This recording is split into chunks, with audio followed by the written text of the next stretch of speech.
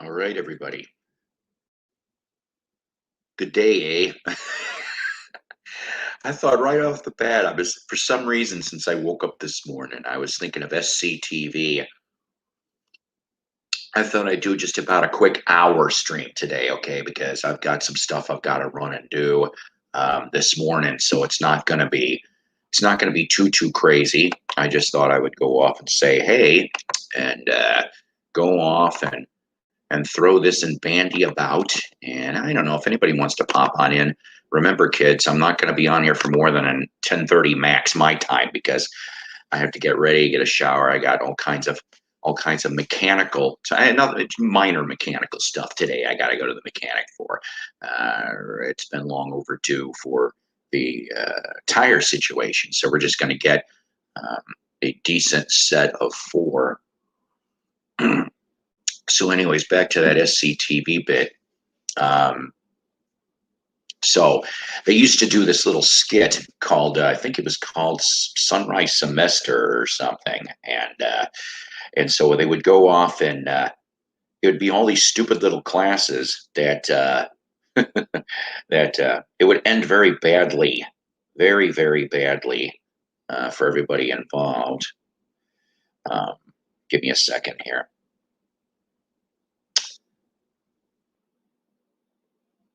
Dropping in some notes to a couple friends of mine. Um, but yeah, so I've been kind of silly since I woke up this morning. I had to take a couple days off, kids, because going I hate my job. Everybody knows that here, but sometimes I have to take off because of medical. Originally, I was supposed to get a medical appointment, and that got rerouted, and so it is what it is.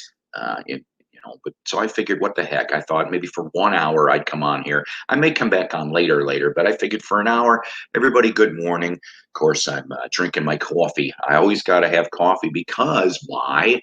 It's powered by coffee each and every time. That's right. So, um, a music death that popped up since last night kind of has me a little bit bummed. All right, if you haven't heard about this one, Rusty Young passed away at the age of 75. Now I know you're like, who's Rusty Young? Well, Rusty Young was in Poco. Yes, that's right. Rusty Young was in Poco. And good morning there, dearie. Good morning. I will be seeing you shortly.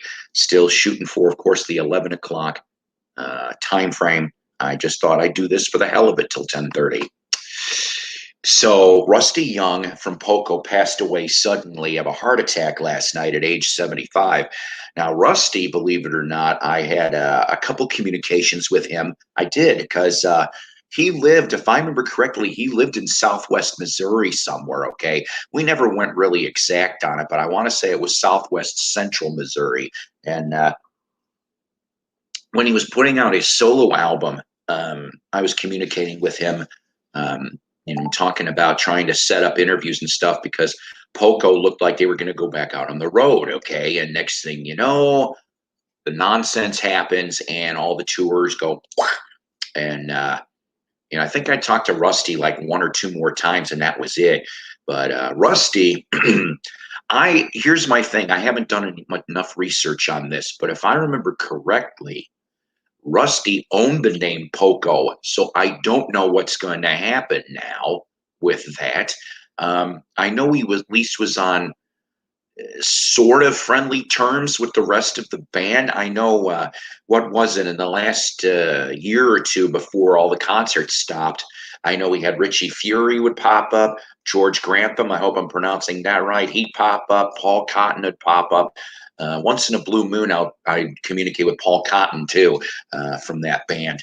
But in a way, it's kind of sad because Poco was, along with the Flying Burrito Brothers, Graham Parsons, Mike Nesmith. I'm going to throw Nesmith in, but the country rock, early Eagles. Okay, your country rock genre, and so like I said, it's just kind of sad. I don't know what's going to happen then with the name of Poco. I hope, truthfully, it doesn't turn into a tribute band. I'm just saying, because when like, all right, for example, the Grassroots, okay, Rob Grill, he passed away in 2011. Can you believe it's been 10 years since Rob Grill died? It doesn't, to me, it seems like that. But the point of the matter is, he was the last one standing. He owned the Grassroots name. When he passed away, he, in essence, said, carry the name on. So no original members, no recording members. So Grassroots just goes out basically as a tribute band. Same thing for the Classics Four, Dennis Yost and the Classics Four, um, Stormy, um, Traces, that kind of stuff. Spooky, the original Spooky. When Dennis Yost passed away, okay, same situation. Basically, the Classics Four were able to carry on, and it's just a tribute band. There's nobody in there. So yeah, that's the big piece of music news anyway. Still trying to find that Cheap Trick CD. I'm having impossible with that one. Hopefully, maybe later today. Hopefully, I'll be able to secure a copy. Also, for people that went and pre-ordered the Mike Nesmith Different Drum RCA lost recordings. I am led to believe that it'll be April 30th will be when those get delivered. I cannot wait. I actually was in brief contact with Mike Nesmith's Video Ranch 3D to let them know that I was going to be reviewing that Nesmith CD when it comes down the pipe, and we'll send them the link as well. If I remember correctly, kids, you can still jump on a signed copy. Yeah, signed copy of that new Different Drum lost RCA recordings. Now, what that pretty much is there was digital tracks that came out. Okay, so this is the first appearance of those tracks in any physical media form. So there's one for you right there. Matt Sorum, if you're a Guns N' Roses or Cult fan, you might enjoy that. He has got a new book coming out, and you can get, and it's like less than $50 for this. You get the book and a red vinyl EP of sorts. He narrates a couple chapters of the book. There's music involved, and it's limited to 500 copies. So if you're a Guns N' Roses or Cult fan, jump on that. But that's what I'm saying about that bit. Yes, I know. I'm going to throw a little link here just in case anybody does want to pop in for a quick chat, because like I said, 10:30, this will be over with for today. Well, not today, but for this morning. I may come back on later. Anybody want to see some vinyl? How about this? This is some flea markety finds that I picked up literally in the last 30 days. From 1966, recorded at the Chess Studios in Chicago. Second LP from the Butterfield Blues Band East West. That's right. Look at, and by the way, this picture, I said, when I got this, I'm like, oh, why does this look damn familiar? And sure enough, this was taken in front of one of the Chicago museums. This was the front of it. Okay. I cannot remember. I'm sorry. It's either Natural History or Museum Science and Industry. It's one of those two. And I thought that was pretty damn cool. Here's the front. Here's the back. This one here, of course, on Elektra Records. Nice minty stereo copy. Okay. Butterfield Blues Band, they don't get enough recognition, in my opinion, anyway, as far as for mid-'60s blues. Of course, you got Mike Bloomfield, one of the best guitar players. He worked with Dylan, but he died in a tragic, kind of his own tragic end in 81. Okay. Paul Butterfield, he's gone too. Most of these people. Elvin Bishop, though, of course, this is where Elvin got his start out before branching out and doing solo and things. Mark Knaflin, if I remember correctly, Mark Knaflin would leave this and go to Quicksilver Messenger service for a little bit, and then he'd go off and do session work and the likes. Kind of neat on that. But I've got the first one somewhere. I just don't know where the hell it's at the moment. This one here.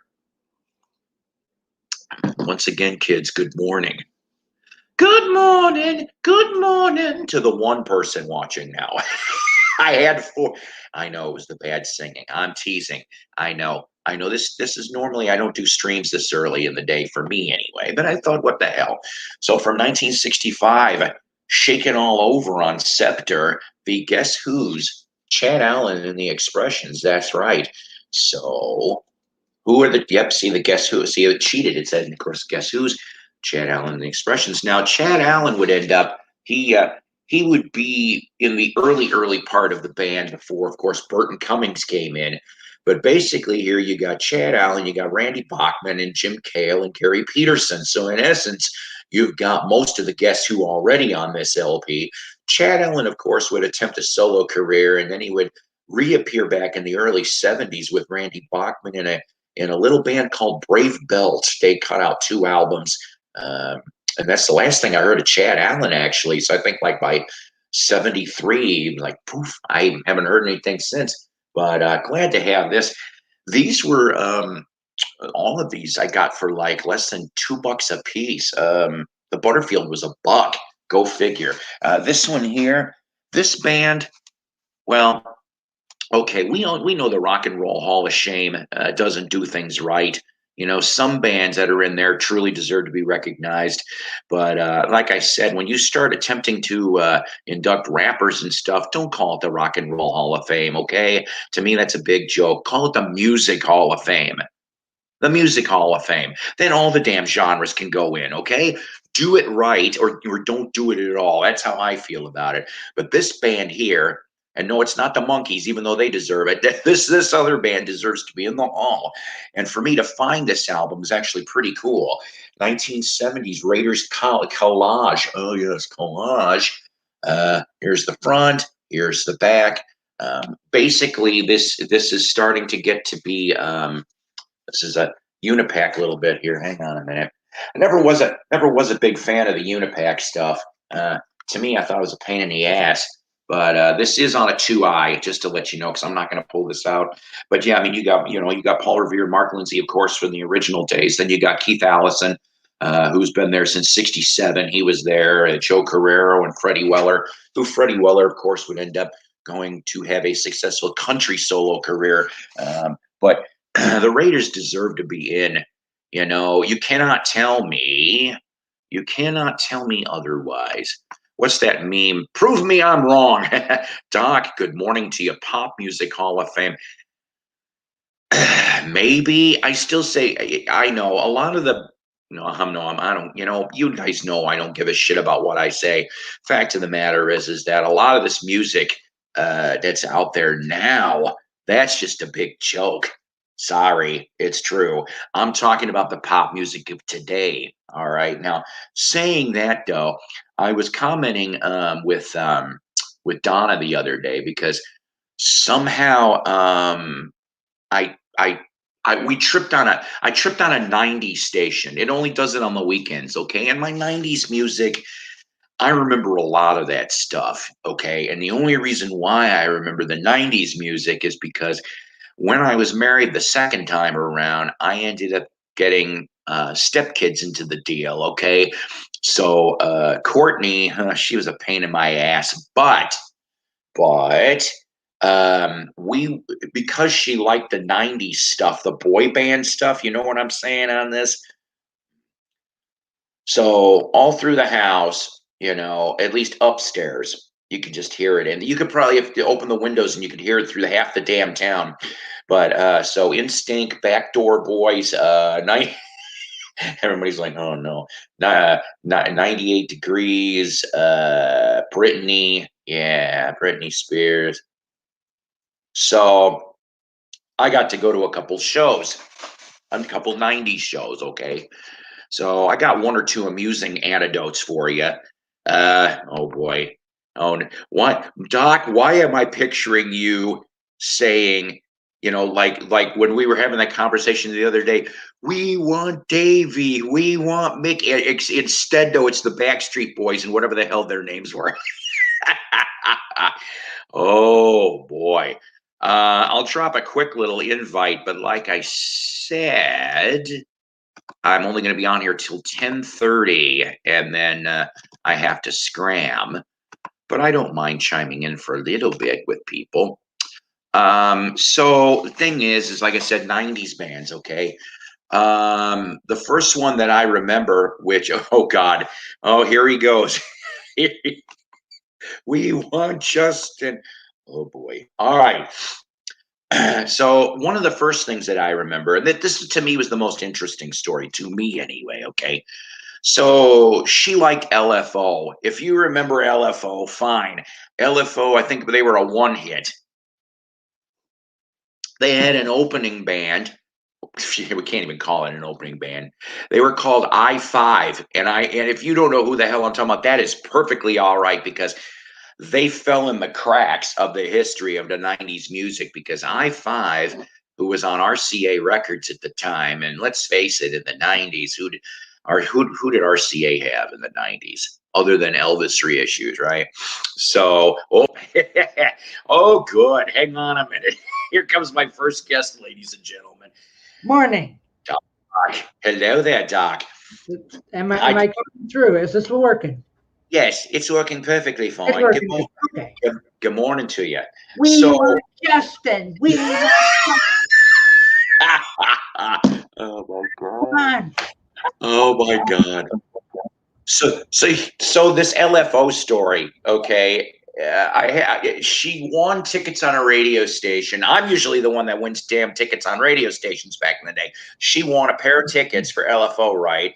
And I'm going, oh God, I know what this means. I was going to have to be the driver and the other person. And I'm going, So this I-5 I was talking about, they were a knockoff on the Spice Girls. Now, don't get me wrong. There was some nice eye candy. And the reason why they were called I-5 was short for International Five. You had 5 different women from 5 different countries. That was their shtick. The music sucked, but they looked really good. I know that sounds sexist. I don't give a shit. So the thing is, we met I-5, we met LFO, but here's where this gets funny. So the girls are screaming for the LFO guys. I can't remember who the hell it is. Who pulls up in his 4x4, in black 4x4 to the side of the Rockford Metro Center, because this is Rockford, Illinois. Who lives in Rockford, Illinois that's big in music? You want to shoot a guess, Doc? Take a guess at who showed up. Who do I know in Rockford? What? Don't feel bad. There's only one band that broke out of Rockford, Illinois. Cheap Trick. And the thing is, so in the 4x4, coming out on the side of the building is Rick Nielsen. This was back when he had that Svengali beard.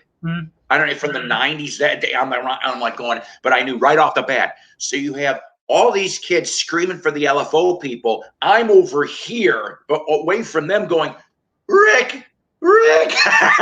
And so, because I'm the only one, all these others are kids. I'm not kidding you. I am the only adult. And I'm going, Rick, like really goofy, like a Peter Brady voice. And so Rick saw me real quick, and he goes like this. He books into the side of the building of the Metro Center, and I don't know why, right? So the thing is, he's in there 5, maybe 10 minutes. Yes, a lot of countries had Spice Girl knockoffs, but they still were good on the eyes. Which eyes? I don't know. Doesn't matter. So the thing is, he finally comes back out. Now between that time, there's a lady from the local TV station, because she's got the mic and she wants to interview him really quick. I'm going, how the hell, it must have just been out of the blue. So Rick comes out with some small package. I have no clue what. I said small package. So the thing is, he sees me again, and I'm like this, Next thing I know, he's yapping to the news anchor lady. And off he goes in the 4x4 and hightails it. I'm going, what the holy hell? I'm going, what? And she comes up to me, though.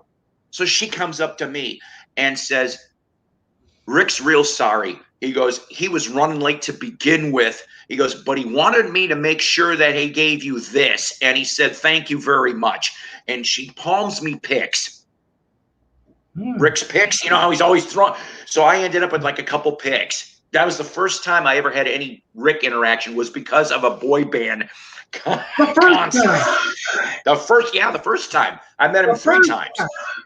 Yeah, Rick's a nice guy. Rick's a nice guy. Let's see, 2004, 2005, and 2012. Rick's a fantastic, nice guy. Robin Zander, he can be nice. So here's my Zander story. So in 05, Alice Cooper and Cheap Trick were on the same bill in Rockford. There's an outdoor venue about half a block away from the indoor venue. I don't know. It's off the river. So I brought stuff. I always brought stuff. I brought Alice stuff. I brought Cheap Trick stuff. And the only thing I could grab real quick was Dream Police. I had the Dream Police album. So I'm like, okay, fine. The year before that, I was able to, it was a rainy day. I snuck through the fence. I know this sounds really weird. Me and my roommate snuck through the fence. We were right at the lip of the stage, because what happened is, and this is weird, that one was the family concert. Cheap Trick was going to headline. Miles and Dax Nielsen were in a band called Harmony Riley, which were really big in that area. Okay, so they were going to be one of the openers. Robin Zander's daughter was in a band. She still might be. She was gonna be there. I want to say Tom Peterson, one of his kids, was in a band too. So you were gonna have 4 bands that day. So me and my roommate Pam, we snuck through the fence. We are the only ones. It's raining, and they're like, and because as soon as I saw the setup, so you got your stage. There's a half semi stage right, and it's parked right to the lip of that damn stage. And I'm like, what the heck? And then I saw people coming out. I'm going, I thought this was Tex. No, it was individual band members doing their sound checks in front of the 20 of us that were already in here. And I'm going, holy shit. I said, there's Rick, there's Bunny. I'm like, so like I said, snuck through this fence. That was the second time I met Rick, but I had to bring up the LFO thing, and he's like, that was you? I'm going, and so he signed he signed my cassette. I don't know where my records went at that time, but he signed the Greatest Hits cassette. So he signed it for me because I had to throw it up there. And I said, you know what? And I meant this. I said, you and the Beatles and the Monkees got me through high school. And he looked at me and he goes, high school? He goes, when'd you go to high school? I said, 81 to 85, my friend. I said, one-on-one was played all the time on the turntable. I said, you guys and them got me through high school. And he just was like, well, thank you. And then he said something about, at least you didn't bring up the doctor. I said, no, I was in college by then. So him and Bunny, I met Bunny that day, and he was practicing away, wailing away. I don't think he was smoking cigarettes anymore. Something told me he had to quit. So he's banging away, and I'm going, and he finally sees me for a second, and I'm like, after he's done, and I'm like, and he goes like this. He's like, because I didn't know he goes, hi, and I'm going, because he had to see, couldn't hear nothing. He couldn't hear jack shit because he was like, boom, boom, boom.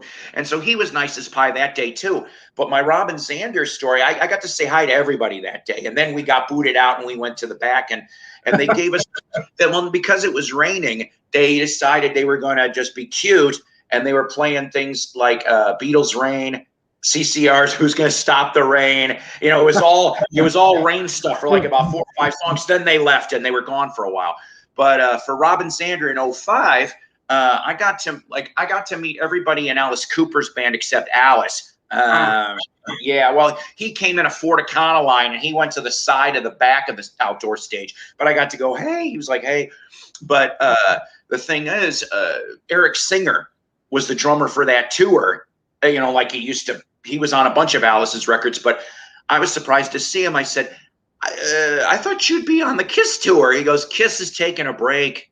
He goes, Alice called me and here I am. And I'm going, I'm so glad you are, but I wish I had my damn Kiss records, because then I would have got, they were all friendly. Although every member of that band was awesome, and they they gave out these promo postcards, and one side was the picture of whoever it is. Flip it over, and it was Alice and the whole band. And Eric, and I have it somewhere in one of my bags here. Eric gave me guitar pick, and I'm like, wait a minute. I said, why are you giving me? I mean, I'm not complaining, but I'm like, why are you giving me a guitar pick? He goes, Paul. He goes, drumsticks. That would cost me an arm and a damn leg. And I'm going, point taken, Mr. Singer, point taken. So, so Robin, the show was over. Something happened. I didn't know this, but Bunny was kind of crabby. I think he was in a hurry, something about his family. So I understood that because I went, with the album. And so he's gone. 10 minutes later, Robin sneaks out. I see him sneaking out, and he's heading towards downtown, more downtown where the bar district is. And so I paced myself because I wasn't gonna be a dummy and go, hey, because then everybody would know. So I went about a block away, and I go, Robin, and I'm like, Mr. Xander. Like that too. Yeah, I try to be polite. I'm like, Mr. Xander, and he's like, keeps going, and then, like I said, I've only ever done this a handful of times. I threw the guilt card down, and I go, great concert. Well, it was nice to see you for 2 seconds anyway. He stops dead in his damn tracks. And he turns to me and goes, and I'm like, so I'm hauling ass. Yeah. So I'm hauling ass to catch up to Robin. And so he's got his beer. He's holding a beer. Okay. And his hat fell off. So you know how he is with his hat fell off while he was going. I'm like, oh boy, who cares? Who cares? So you're balding. So what? So he's got the beer. I got the Dream Police album. And he goes off and he goes, how long? Many, many years, sir. And I said, I told Rick that got me through high school. Okay. He goes, what you got there? I go, my favorite album of yours. And your hat.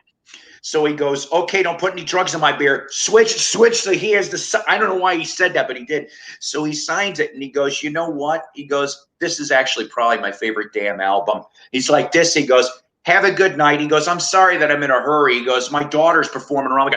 Enjoy yourself. Have a great night. Say hello. And I'm like, that was my Robin Xander moment. So it was neat. So I've got that. I got to show that sometime. But, with the whole COVID nonsense, it kind of put the brakes on everything.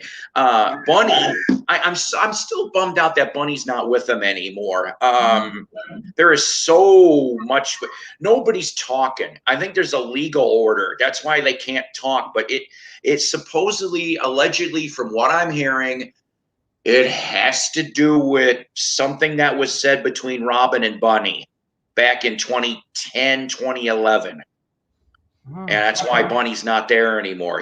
He still lives in Rockford. He lives in the Rockford area. And before the COVID stuff happened, there's a bar down there called Mary's Place. I, in fact, was going to go there and see him. And he used to do, he'd call it the Monday Night Band, because every other Monday he would show up and he'd perform. And this is how cool this was. In that early 80s lineup with John Brandt on bass, okay, instead of Tom, because he left. So John was on all from One-on-One to The Doctor. So all those albums and the soundtracks and stuff. John Brandt lived in the area too. So sometimes John Brandt would go and jam with Bunny at this bar. So just imagine, sometimes it was announced, sometimes it wasn't. They'd be like, okay. And so you're just sitting there and you're seeing half of the 80s Trick lineup in front of your face having a beer. That would have been something. All the kids in the bar are going, we want Davy. We want Davy. Oh, God, not this again. How you doing this morning? That never happened. Yeah. How you doing this morning? I'm okay. I was watching them build the Hoover Dam on television. I says, no, this is more interesting. The Hoover Dam. The Hoover Dam. How electrifying. I'm going to get some more coffee. They're still pouring cement. You know how much cement it takes to build the Hoover Dam? It takes. I don't even want to begin to think. Yeah. Oh my gosh, yards and yards. Oh, it's over. It's done. But wait, it's 11 o'clock. 11 o'clock here. That means they're going to have another show right after this. What are they going to build next? Ooh. Wait and see. Ooh. The Great Wall of China. That's a Hang mini series. It takes a year just to get through it. Oh, looks like it's going to be cable cars or something. Oh, cable cars. Oh, maybe not. What is it? Listen, Boxy, we'll make our escape on the cable car. No one will be able to catch us. Not even horse and buggy. No. Oh, gosh. Oh, they got me confused. I don't know what they're doing right now. Boy. Yeah, they're showing like what's all right, I gotta find out what this is. They're building a bridge across the Louisiana Strait, whatever it's called. Ooh, that's a barn burner.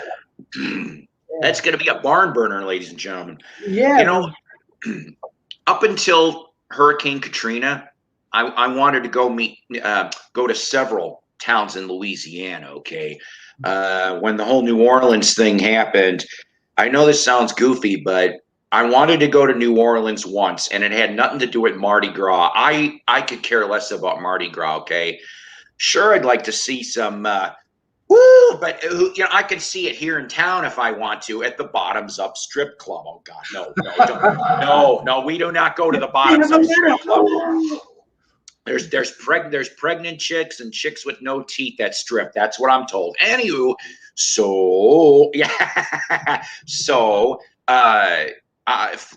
Fats Domino. I wanted to see him perform. He used to perform once to twice a month at this certain club in the French Quarter. And then when Fats died, I'm like, oh shit, I don't want. Now I had no reason to go to New Orleans anymore, but I want to go to Shreveport. I would like to go to Shreveport. Do you want to take a guess why I want to go to Shreveport? Because Shreveport is cool. Well, yes, for anybody that's watching, Shreveport is probably cool.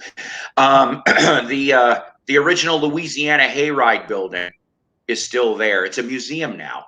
So the Hayride radio show, and I think it briefly was a TV show too. So at least before the nonsense happened, you could go on the stage for like 2 seconds where Elvis and Hank Sr.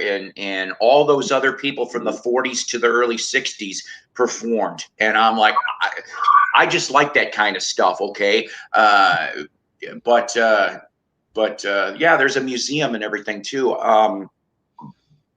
I'd like to take what I call a music road trip. I'd like to go to Gulf Shores, Alabama, because also, huh?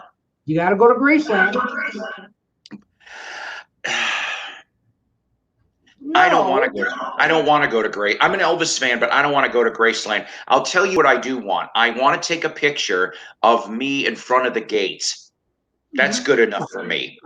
Well, okay. Between I've seen some footage. You're not supposed to take pictures or film, but some people have done it anyway.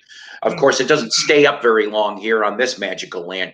But between that and the virtual tours, and I've got somewhere in here a Graceland program that you could buy at the gift shop that showed a lot of pictures of the jungle room and the other things too. And of course, you can't go into that bedroom. They got that cordoned off because, of course, Elvis is sleeping in there. See, kids, I'm kidding. We all know Elvis is dead. We do know Elvis is dead. Of course. Okay, but let me tell you something, though. When I was a kid, I was in that camp that Elvis was still alive. Then I saw, thanks to YouTube, that special, like the 2 concerts in '77 that CBS filmed for the special that was supposed to come out while Elvis was alive. And you just could see. And then there's like some backstage footage from Iowa. Okay. And they were like giving him an award or something. And he's just so, his face is so fat. And he's lethargic. I'm like, oh my God, no, he is dead. He is dead. And I just felt, what the hell I mean, I don't know if anybody out here is Elvis fans, but what the hell? I could probably tell you or guess three things maybe. Number one is if he would have stood his ground in the 70s and fired the colonel, which would have cost him dearly, that was one thing. Okay. The second thing, he had too many yes men. He should have went off and trimmed, okay, down to maybe 3 or 4 people total. Okay. He loved people, but he didn't, he'd accept the honesty, but he'd ignore it. Third thing, okay, 1977, other than the Betty Ford Clinic and sanitariums, there was no celebrity rehab that was a real rehab. The dude needed rehab for about, I'm not kidding here, they should have pulled the plug on him and said, you are not going out for the rest of the 1970s. If this was 77, they'd be like, yank. And he goes, you are drying out for the rest of the decade. And I bet you that he'd still be around. People in the 80s would have gone, where's Elvis? Where's Elvis? Boom. And he looks. And we're going to sign you up for Nutrisystem. No more peanut butter nanner sandwiches. You're getting off those things. My God, the diet. And then that golden loaf. I heard about the golden loaf. I'm like, okay, fine. You're from the South. You're from Tupelo, Mississippi. Okay, I get it. Your mom was a good cook. That one lady that worked at Graceland was a great cook. You just dug yourself into all of that and the 7-Up cake and the banana, the big banana puddings. I'm like, fine. It's called, and I'm fat. So this is like the pot calling the kettle because I need to learn moderation. And I mean, if he would have had a workout program, he could have burned the shit off of that stuff. I'm like, I don't know. I love him. But it's just, he should not have died at 42. He should have at least, you know what? It shouldn't have been Jerry Lee being the last man standing. It should have been Elvis being the last man standing and going, haha, I miss all you guys, but I'm the last one, bitches. See, that's. Yeah, and the Jerry movie was on TV a while ago too. You talking about the 85th birthday celebration? Oh no, the movie with Dennis Quaid. Great Balls of Fire. Yeah, it was. Hang on a second. We got another guest, but I'm going to introduce you as this because it's John Travolta from Welcome Back, Kotter. Up your nose with rubber hose. What's going on, gents? Wow. Oh, how you doing? We were just talking about the sweat hogs. We're all out of school now, so we got bum jobs everywhere. Pushing brooms and shit because we didn't focus on our education. Mr. Kotter. Oh man, I love that show. Staying alive. So I heard a weird rumor about him. Not that I really care about celebs too much, but I heard he might be leaving Scientology. And I'm like, took you long enough. Took you long enough. Oh, no. That's terrible. He won't have anything to do now. Wild Hogs 3. Oh, no. No one wants to see that. Nobody wants to see and he's lost all his hair, too. Yeah, but, he could disappear for like 6 months and get, his hair back and all that stuff. Well, what was it? I heard a rumor, truthfully, about Face Off 2. And I'm going, okay, let's see. Because I like Face Off. But I'm like, let's see. What you got there? Oh, I thought you where are you? I'm at work. Yeah, he's Tom. So, Tom, show us the knife. There we go.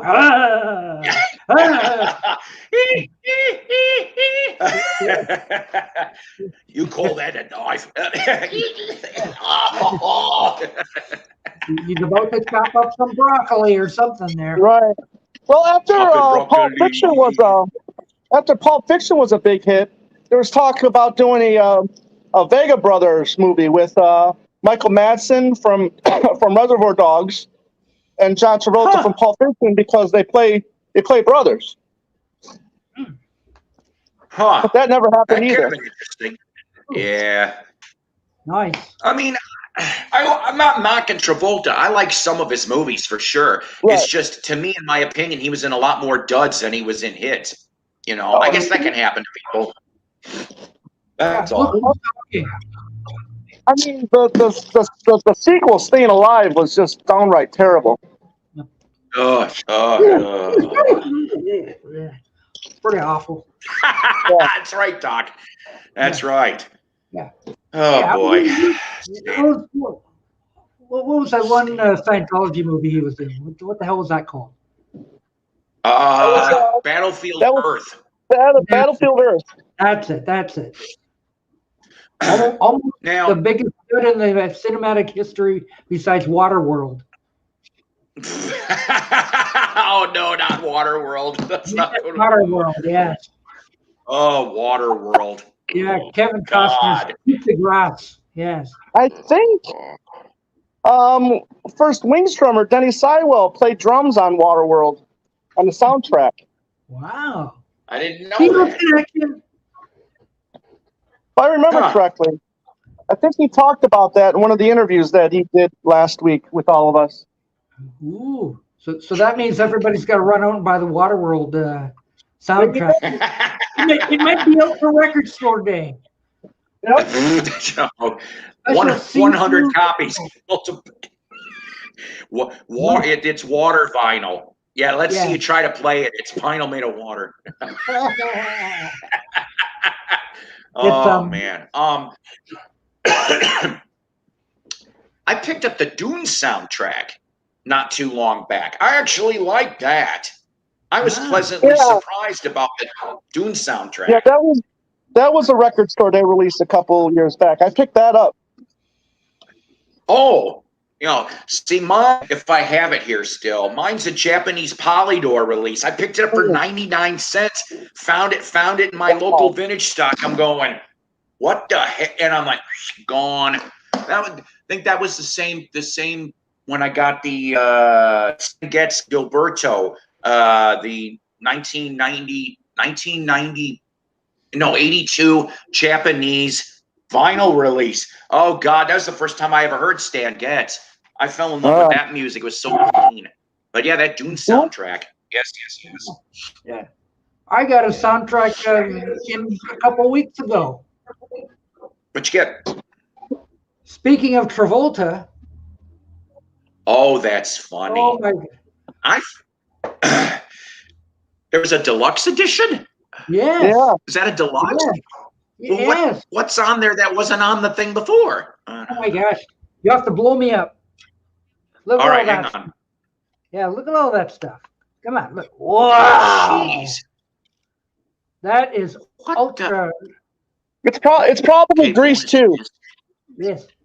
Yeah. Yeah, look at all this stuff. Like, I just didn't get the soundtrack. I got the mega soundtrack. Comes in a little. Then you go like this. And then you go like this. Oh, look at that, like a gatefold. Whoa. I found out. It gets That's worse. funny you got that, Doc. It gets worse. Yeah, look at that. Can you believe that? Why was it so? There it goes.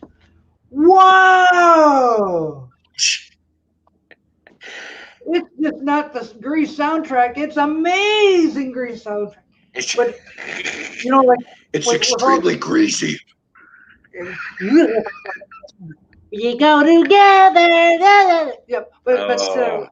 like I got this, and I did a couple, like what I got recently things, and I'm going like, should I actually owe the public that? They put did they put those really bad John Travolta singles on there from the mid '70s? Oh, no. Let's not bring up Letterman. Let's not bring that up. I'm gonna let her in. I'm gonna let her in. Gonna let her in my life. Let her in my life. Oh God. That was terrible. We laughed every time it came on. So get this, yesterday I learned about Grease soundtrack. 38 million copies that sold worldwide. You can get it on every bargain bin. Million. Yes, 38 every bargain million. bin has about 5 of these. But this is the super deluxe edition, which I said, want that. So I had to go on eBay to get it. So That's one of those things. It came from England. Oh wow.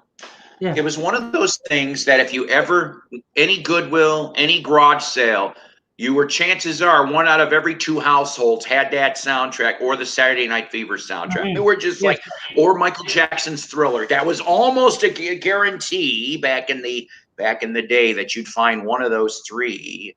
Oh, around here, all you find is Sorum Beyonds. Like, let's talk about love. Copies and copies and copies of it. I'm like, oh God. See, you go to a thrift store and one whole rack is Celine Dion. Sad. See, the only song I really, really like, and there's a station that plays a couple of those Grease songs in semi-rotation. Go figure. But the Grease theme that Frankie Valli sings, I like that one. And for coolness factor, Peter Frampton plays guitar on that.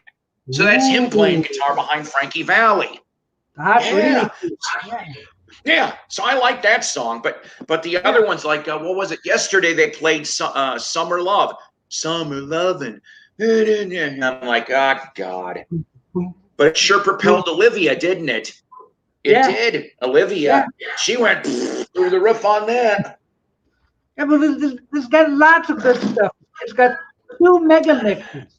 I only knew of the one. It's got 2, and it's got boy, Grease Lightning. Yes, you got that on. Every time I think of Greased Lightning, who out here watches Robot Chicken and the humping robot, and so they make fun of that and they call it Go Hump Lightning, and he's humping the jukebox in the 50s diner, and I'm like, and then it was like he humps the car at the end. He's like hump hump hump. I'm like going, oh my God, because it's just something to see for 2 seconds. So speaking of Olivia, let me get some more of this here.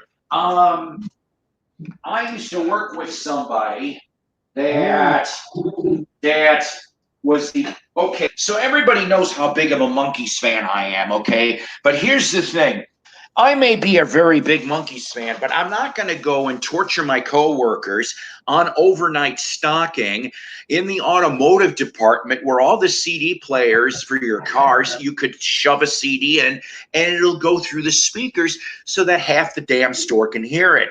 I don't want to torture people like that, and I'd get an ass beating. So this guy that I worked with for a couple months, he was the biggest Olivia Newton-John fan. He had that double CD, the gold one on Geffen. Okay. Yeah, I got that too. So everyone said okay to the first CD because it was all the stuff everybody was used to. And I think it cuts off at Twist of Fate, which I actually like that song too. Then he goes into the second CD. Is it? Okay. So past that, though, he's playing the rest. Now you're hearing grumble, grumble, grumble, mutiny, mutiny, mutiny. And I'm just sitting here working the next department over, and I'm going, and I turn to him and I'm going, hey, I said, we're starting to get into the sketchy shit. I'm saying this. Yeah, there you go. I said, we're getting into the sketchy shit. And I think you're going to have a mutiny on your hands with. Oh well. Yeah, hold that up again. Yeah, see, that's the one from the 90s. That's the one from the 90s. That's the one from the 90s. That doesn't have everything on there. Oh no! Yeah, I'm talking about gold. I think it is. Isn't it called Gold? A 2 CD? Yeah. Yeah. It's called Gold. Yeah. But the thing is that so he's playing that, and there's a mutiny forming. And they finally, after like 2 or 3 tracks or Twist of Fate, they're like, finally, one of our more vocal people, more vocal than me. She always sounded like a man. She was like, whiskey and smoked a bunch of parliaments and goes, get that shit off. We are done now. And he's like, what? And he's like, get that shit off. We're done now. We've had enough Olivia to last us a year or two. We want some updates. So he gave up. He finally took the disc out, looking sad and forlorn, and put on a radio station. Whoa! I actually played one of her albums last night. Hello, Christopher. What? Oh yeah.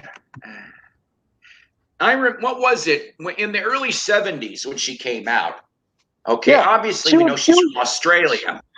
Yeah, but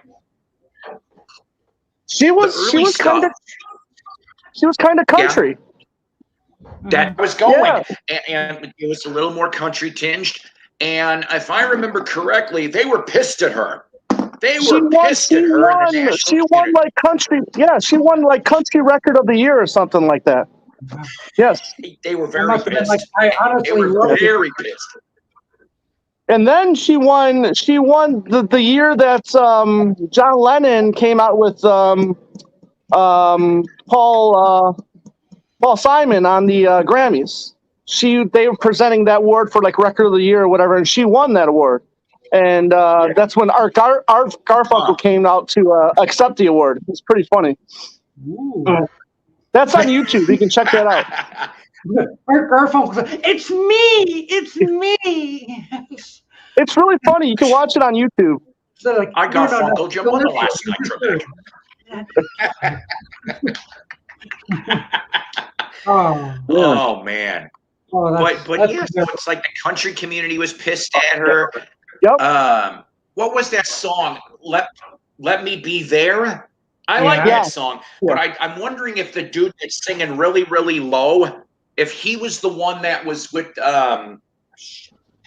okay, you know the Elvis song Way Down, and that guy that goes way on down, and it's like in the Guinness Book of Records, that's supposedly the lowest note hit in a record. And I'm wondering if it's the same dude that's on that Let Me Be There, because he sounds in the same timbre. He's like, let me be there. And I'm like, good Lord, if that's him, yes, there's Doc with Olivia. Yeah, it's not on here. What are you pointing? No, that's not. Then that's not a proper CD. Yeah, that's not the one you want. You want the double disc. No, there's no Let Me Be There. It's a coaster CD now. I've been cheated. I don't want it anymore. Not to be confused with a CD from the Coasters, but it's a coaster CD now. I didn't even realize. We just unintentionally made Doc upset. I am upset. We didn't mean to make you upset, Doc. The thing had like 17 songs on it, and Let Me Be There's not one of them. Oh.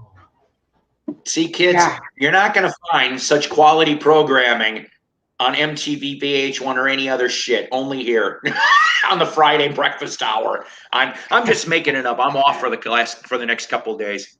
I'll probably be in and out of streams for the next couple of days. I'll see you guys in a few. Yeah, have a good one. So long, Tom. Yeah, I'm about ready to almost wrap this up myself here, because, like I said, I gotta get ready. I'm going to the next town over, and my tires are getting worn. One of them kind of got a little slickery the last rainstorm, and I'm like, I'm just gonna go get them all changed out. The guy that I go to, he's got reasonable used tires, so he's gonna put a whole set of 4, and then he's gonna get me a spare rim, a real rim, because I hate those donuts. The donut tires are such a joke. I'm like, look, just take care of that, please, and we'll work on that. So that's what I'm going to be doing for this afternoon, and probably taking my bestie to lunch, and we're going to do it that way. So sounds like a nice thing, and hopefully find that new Damn Cheap Trick album. I'm going to have to, you know what? I'll tell you something, Doc. 2021, I am definitely not happy with having to start doing online ordering. I'd rather go brick and mortar, but nobody's there anymore. Did Doc get a little grumpy? Asked George. Yeah, because he found out his Olivia wasn't complete. Oh boy, it's missing at least one song. For Doc, it was not Let Me Be There. It was absent. Very absent. That's pretty darn good. But But I guess I'll have to watch them build this bridge in Louisiana now. Oh boy. Well, That's entertainment. Yeah. What are you gonna do? Actually, I think my next, if I do get to do the road trip, and I know I'm only a few hours away from it, and I know, like I said, it is kind of touristy. I want to go to Memphis. I think that's probably going to hopefully be maybe one of my next ones in the next year or two. Like I said, I'll take a picture at Graceland. I do want to go into Sun Studios, although I know that they changed around. Yeah, most compilations miss it. Yeah, unless you spend the big bucks, you ain't gonna find any nice compilations at a reasonable price that have most of what we want to hear. You're right, Jorgen. But I want to go to Sun anyway, just because I'm one of these weird people that for some reason I can soak up the musical vibes. If I'm in a place that's historic, it hits me. You gotta go to Nashville. Huh? You got to go to Nashville. Yeah. I myself have touched the Ryman Auditorium. So the first Ryman. I guess it's the only Ryman. Where the old Opry started in the first place. A big old building. Well, okay. And that's cool. It's just off the main street, and I happened to see it, and I'm going like, what's that building down there? That looks like it could be important. We went about 2 blocks to find it and had Ryman Auditorium on the side of it. And I went like, I found it. I'm trying to think. Touch. How many hours between Memphis and Nashville do you think? Oh gosh, I don't know. I mean, if it's like 2 or less, sure, I'll drive out there. I mean, I know that sounds really weird to me, but I mean, yeah, if it's like only a couple hours, maybe I'll take a thing through there. But yeah, I want to see Stax Records. Yeah, they open that back up too. It's a museum, but they still record. So I think even Beetle Brad went to Stax. Huh? I think even Beetle Brad went to Stax. See, I want to go to those places. I just want to soak it all up. There used to be an awesome festival called Memphis in May, and I guess they shut it down a year or two before the COVID stuff hit, because I guess there was some financial. Yeah, so I don't know. Just that's on my that, and well, I guess I got some friends that I want to go out to Syracuse, New York for too. So I don't want to go to New York City. I have no desire to go there, but Syracuse, I'd probably hang around somewhere between Syracuse and maybe Buffalo. I want to go out there too. Cleveland. Yeah, well, yeah, Cleveland for the Rock and Roll Hall of Shame. Sure, gotta go. Yeah, see, where the monkeys are only in the gift shop. Yeah. All right. I got to get going. I'd like to thank my guest, Doc, and I am so tired. What's his name? The one that was here. Tom, that's right. Sorry, Tom. I'm on my 3rd cup and I'm still not waking up. But you guys take care of yourselves. Studio audience too. I love you guys. I might be back on later tonight. I don't know. We'll see. I got lots more stuff to show and talk about. You guys take. Thank you, Doc. Thank you. You take care. God bless. Rock on, guys, and have a good damn rest of the day, my friends. Thank you. And you too. Goodbye, everyone.